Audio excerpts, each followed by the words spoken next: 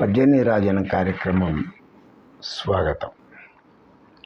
భగవద్గీతలో శ్రీకృష్ణ పరమాత్మ ఏదైతే ఆత్మకి వినాశనం లేదు అన్న విషయాన్ని, అలాగే ఇక్కడ కూడా గీతోపదేశంలో ఉన్నటువంటి దాన్ని తెలుగులో చెబుతున్నారు.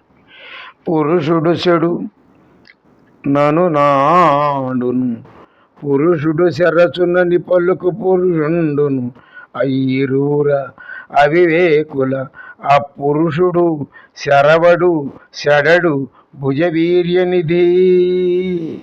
బహుబల పరాక్రమానికి నిలవైనటువంటి అర్జున, ఆత్మ మరణిస్తుంది అనేవాడు, ఒక ఆత్మ మరొక ఆత్మని చంపుతుంది అనేవాడు, ఈ ఇద్దరు కూడా తెలివిలేనటువంటి వారే. ఆత్మ మరొక ఆత్మను చంపదు, తాను చావదు. ఆత్మకు అసలు మరణమే లేదు అని చెప్పారు.